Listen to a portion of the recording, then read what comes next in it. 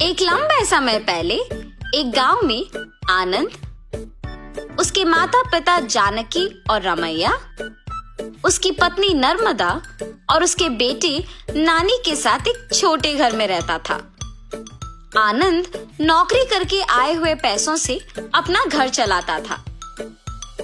जानकी उसकी बहू नर्मदा से सारे काम करवाती थी और उसे हमेशा ताने मार मार के दुखी करती थी, मगर नर्मदा उसे कुछ ना कह के चुप बैठती थी।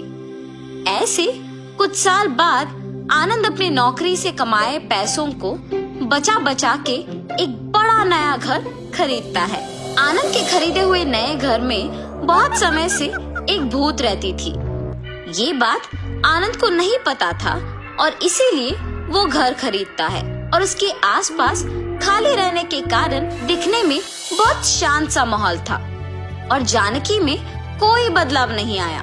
नए घर में जाने के पहले ही दिन नर्मदा की गलती के बिना ही उसे ताने मारती है। दुखी होकर नर्मदा बिना कुछ खाए और सोए अपने कमरे में जाकर रोती रहती है।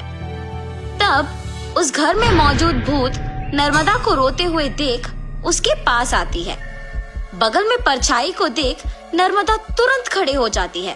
तब वो भूत नर्मदा के सामने आके खड़े हो जाती है। उसके चेहरे पे घाव, खुले बाल देख के नर्मदा डर जाती है। बाप रे, भूत भूत! डरो मत, मैं तुम्हें कुछ नहीं करूंगी। तुम हमारे घर में क्यों आई हो? तुम लोग ही मेरे घर आए। ये तुम्हारा घर है? हाँ, ये मेरा घर है। इसी में मैं मर गई। मेरे मरने के बाद ही तुम लोग यहाँ आए। ऐसे कह के अचानक नर्मदा में घुस जाती है। हा हा हा! ऐसे हंसते हुए सो जाती है। सुबह उठ के जब जानकी देखती है कि सारा काम वैसे का वैसे ही रह गया, तब नर्मदा नर्मदा बहुत बार बुलाने के बावजूद जब वो नहीं आती है तो जानकी ही उसके पास जाती है। हाँ, तुम अब तक उठी नहीं?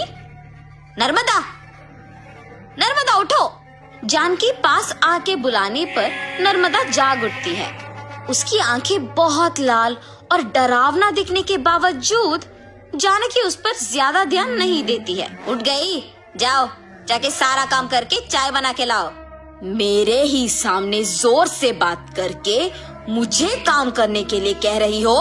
ये कह के उसका हाथ जोर से पकड़ लेती है।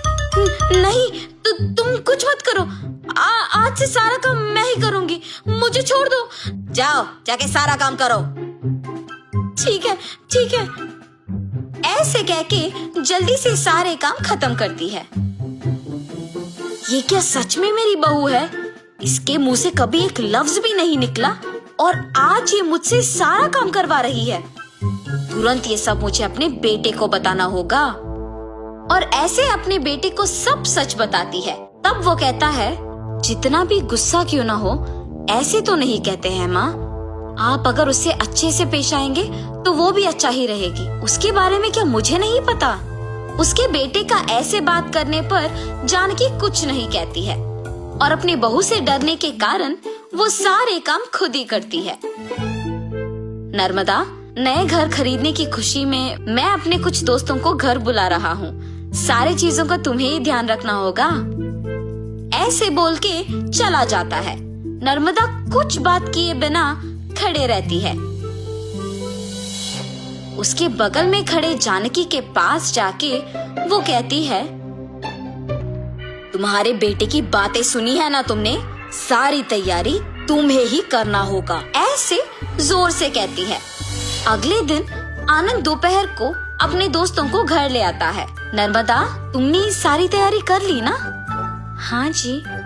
और ऐसे सबको खाना परोसती है और सभी हंसते हुए बातें करते रहते हैं। सभी व्यंजन स्वादिष्ट है भाभी जी। हाँ, मेरी पत्नी के हाथों में जादू है। आनंद, तुम्हारा घर भी बहुत खूबसूरत है यार। चारों ओर खाली और शांत है। इस घर को देखते ही पसंद आ गया मुझे, इसीलिए इसे बचाए हुए सारे पैसों से खरीदा हूँ।